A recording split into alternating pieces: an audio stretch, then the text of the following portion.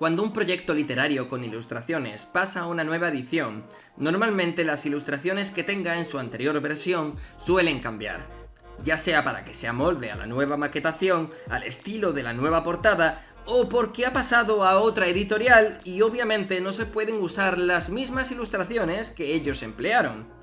Esto es algo de lo que me gustaría hablaros en profundidad, pero ahora lo que quiero contaros es mi experiencia, que en mi caso, como me autoedito, este no fue mi problema con Leyendas de la Alianza. Como ya expliqué en el anterior vídeo, tuve que cambiar de ilustradora para la portada del Príncipe Desterrado, ya que Cecilia GF no estaba disponible y como quería que todo tuviese un estilo más unificado, para cuando me tocó corregir Leyendas de la Alianza, que por aquel entonces se llamaba Crónicas y Relatos de Luceros en la Oscuridad, me decidí también a cambiar las ilustraciones con la ayuda de Ida Akiela, la nueva ilustradora, y ya que estaba, pues agregaba algunas nuevas.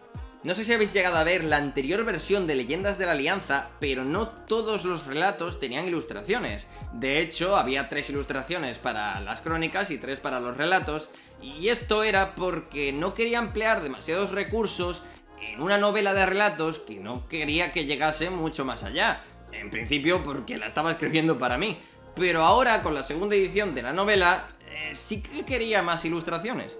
De hecho, en Leyendas de la Alianza podemos encontrar un total de 22 ilustraciones, si no contamos los 2 mapas, el de las Tierras de la Alianza y el de las Tierras Negras, el cual vemos por primera vez en un libro. Pero aquí tan solo hablaré de las ilustraciones que tuvo su primera edición y el cómo han cambiado cuando tuvimos que rediseñarlas para la segunda edición. Empezamos por el relato Cuervo. Tal y como ocurría en el anterior libro de relatos, la ilustración del primer relato es aquella que da portada al libro y es la primera que analizaremos.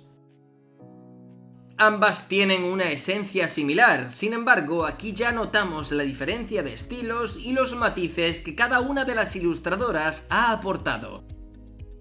Con el tiempo hubo algo que quizás no me llegó a gustar de la primera ilustración, y esto creo que fue que el personaje parecía estar en una especie de calle.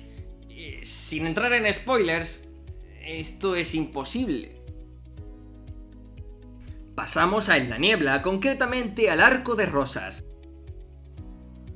Debo decir que ambas versiones me encantan, tienen esencia propia y derrochan autenticidad.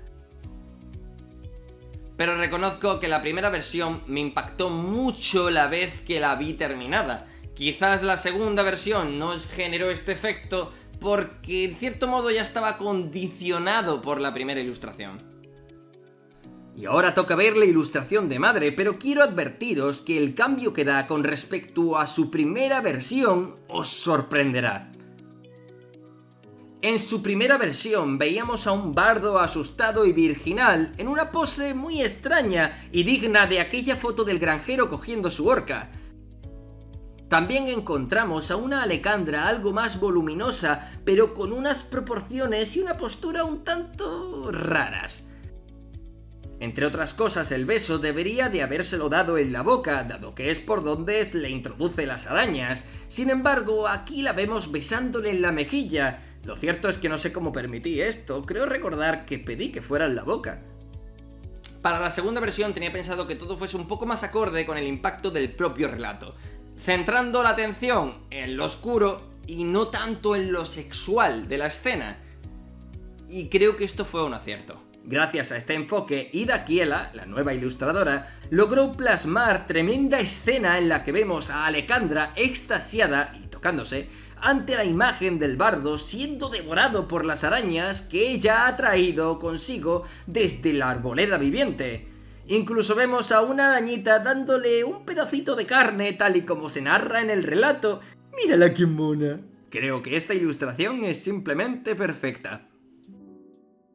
Y ahora os podría hablar de lo poco que me gustó la ilustración del pasado del Argen y de cómo cambié el logo del ratón Esmeralda solo porque quería que tuviera todo, como he dicho, un estilo más unificado, a pesar de que el anterior logo me encantaba. Si es que ambas ilustraciones, la del Argen y la del ratón Esmeralda, dan un poco de qué hablar, sobre todo la del Argen, porque el pobre parece no salir bien nunca. Pero creo que ya va siendo hora de que hablemos de las ilustraciones de Sareen, la elfa de la que estaba enamorado nuestro mago Arthis Cours.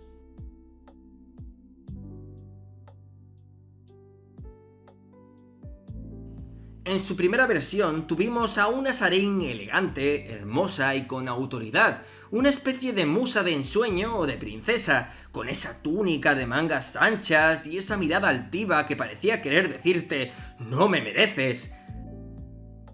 Sin embargo, muy a mi pesar, Sarine no es así. Sarine es bromista, pícara, irreverente, sensual. Esta versión más pura y refinada, aunque me encantó en un primer momento, después de corregir ese relato, noté que ya no le hacía justicia al personaje. En su segunda versión, la ilustrada por Ida Kiela, encontramos a Sarine con su traje de exploradora a medio poner, con el pelo alborotado y con esa sonrisa picaruela que la podría definir a lo largo de su historia. Aquí se le ve más la runa, algo que agradezco, y podemos sentir en su mirada ese jugueteo del que hace gala durante el relato que nos narra Arthis Cours. Esta sí que es Sarine. Y creo que hasta aquí os puedo contar. Es curioso echar la vista atrás y darme cuenta de cositas que antes pasé por alto y que incluso me gustaron, pero que ahora las veo y digo... podría haber sido un poco más quisquilloso. Pero eso es otra historia. Gracias por quedaros hasta aquí y por vuestro apoyo y nos vemos en el siguiente vídeo. Hasta pronto.